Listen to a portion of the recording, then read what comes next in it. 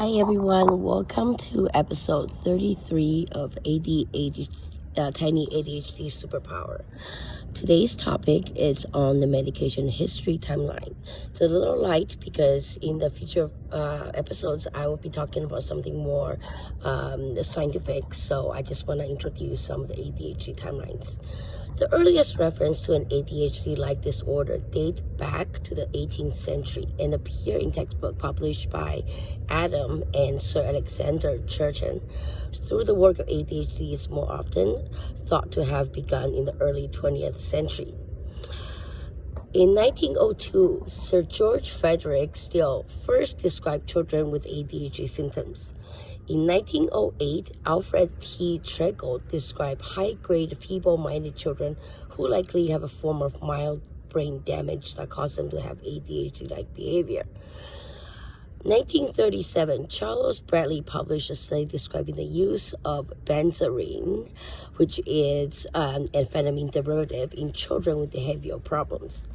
1952, the first edition of DSM is published under the APA, American Psychiatrists Association.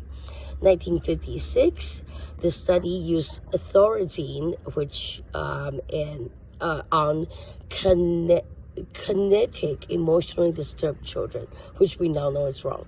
1957, the term hyperkinetic impulse disorder is first used to describe children with ADHD symptoms. In 1968, the second edition of DSM is out. 1970, the Washington Post published a story reporting that 5 to 10% of the school children in Nebraska were receiving Ritalin or dextran to control their behavior. 1973, Section 504 of the Rehabilitation Act of 1973 allows students with ADHD to get additional assistance and services at school to help them succeed. 1975, the American Academy of Pediatrics published its first statement about ADHD.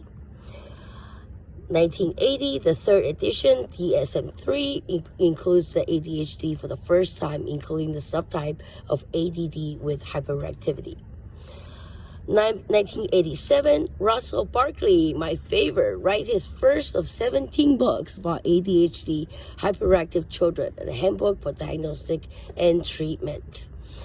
1993, Dr. Barkley began publishing the ADHD Report newsletter.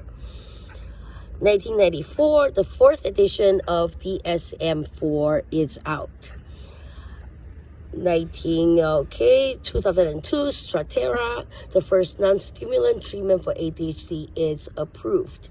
In 2013, the publication of DSM-5 changed the age of ADHD onset criteria by raising the age of the onset of symptoms and eliminating the requirement that the symptoms cause impairment. That's it, folks. Today is a light topic. Hope you enjoy it. 明天见。